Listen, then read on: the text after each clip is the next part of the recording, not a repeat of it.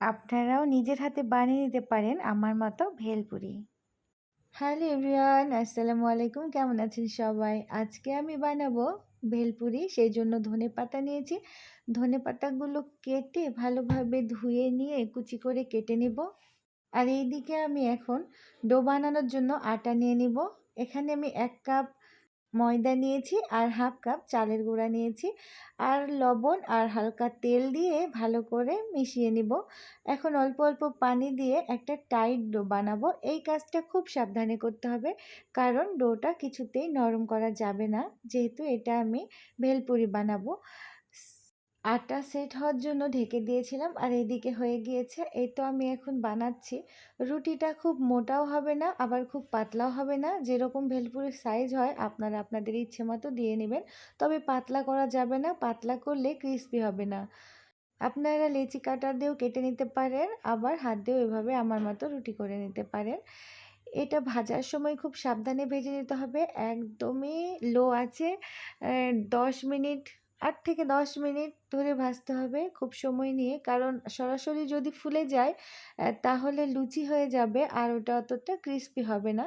আমিও প্রথমবারে করছি, তারপরে আপনাকে বুঝিয়ে দেওয়ার ক্ষেত্রে বলছি। আমি এর আগেও করেছিলাম, কিন্তু সেটা অনেক দিন আগে। আর এবার আপনাদের সাথে শেয়ার করছি, আজ প্রথম, তার জন্য বললাম। আর এই তো আমি পরের বারও এভাবে ভেজে নিচ্ছি। এটা কিন্তু অনেক ধীরে ধীরে ভাজতে হবে, বারবার বলছি।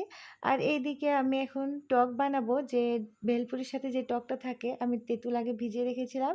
এখানে লেবু চিপে দিয়ে দিলাম আর মরিচ আর বিট লবণ আর চিনি দিয়ে একটা টক বানিয়ে নিব আর সাইডে রেখে দিলাম। এখন আমি এখানে ভেলপুরি রেডি করব, তার জন্য আলুর ভর্তা একটু ঝাল করে বানিয়েছিলাম আর শসা কুচি করে কেটে নিয়েছি, ধনেপাতা, কাঁচামরিচ, এই সবগুলো উপকরণই লাগবে। আমার ভেলপুরিগুলো কিন্তু অনেক ক্রিস্পি হয়েছে, দেখেই বুঝতে পারছেন। আর আমি সবগুলোই দিয়ে দিব যেভাবে দেয়, আপনারা সবাই জানেন। এইভাবে আমি এখন সাজিয়ে নিব। আপনারা আপনাদের মতো করে করে নেবেন, আমি আমার মতো করেছি। আর এখানে আমি আপনাদেরকে দেখাচ্ছি কতটা ক্রিস্পি হয়েছে। এই যে অনেক শব্দ হচ্ছিল, কিন্তু আমি শোনাতে পারলাম না। তো এখানে আমি সম্পূর্ণ থালা সাজিয়ে নিয়েছি আমার মেয়ের জন্য আর আমার জন্য। আমি একটা খাবো, সেজন্য রেডি করছিলাম। হোক না একটু কষ্ট, তারপরেও নিজের হাতে বানানো মজাই আলাদা আর একদমই নির্ভেজাল। আপনি যতটা পরিষ্কারভাবে করবেন, বাইরে তো আর সেভাবে করবে না। তাই বাইরের চাইতে বাসায় বানিয়ে খাওয়াই ভালো।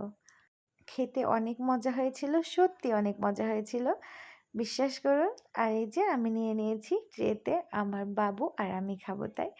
তো আমরা যেহেতু মা মেয়ে থাকি, তাই একসাথেই খাবো। আল্লাহ হাফেজ।